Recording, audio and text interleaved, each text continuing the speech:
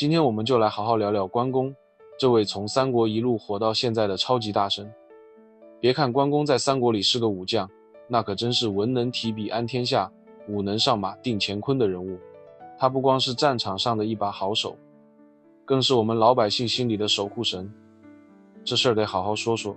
关公，大名鼎鼎的关羽，字云长，山西运城人。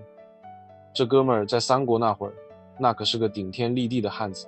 他跟刘备、张飞在桃园里头结拜，立下誓言，要一块干大事。从那以后，他跟着刘备南征北战，立下不少汗马功劳。最出名的就是过五关斩六将，那可真是威风凛凛。他为了找回刘备，一路上连过5道关卡，斩了6员大将，这本事可不是一般人能比的。还有那温酒斩华雄，也是让人拍案叫绝。那时候华雄那家伙可厉害了，把刘备他们打得节节败退。结果关公一出马，还没等酒凉，就把华雄给斩了。这一战直接让关公的名字响彻云霄，大家都服气得不行。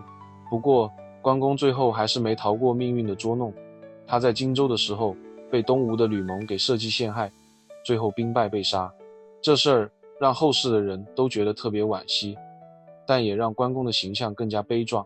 关公厉害，那可不是光靠武力，他最让人敬佩的还是他的忠义。对刘备那是忠心耿耿，不管遇到啥困难都不离不弃。对朋友那也是讲义气，桃园结义的情谊他一直记在心里。这种忠义的精神让后世的人都特别佩服。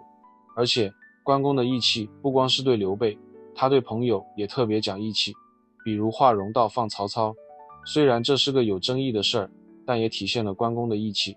他念及旧情，放了曹操，这事儿也让后世的人觉得关公是个有情有义的人。再说关公的脾气虽然有点急，但他特别讲道理。他对待老百姓那是和蔼可亲，从不欺负人。在荆州的时候，他还帮老百姓修水利，让大家的日子过得更好。这种仁义也让大家对他特别感激。那么关公的信仰是怎么来的呢？这还得从唐朝说起。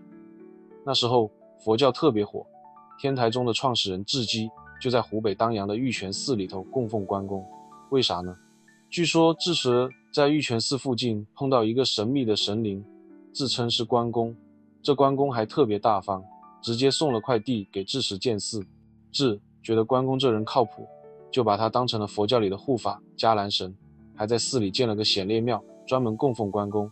从那以后，关公就开始有了神的地位，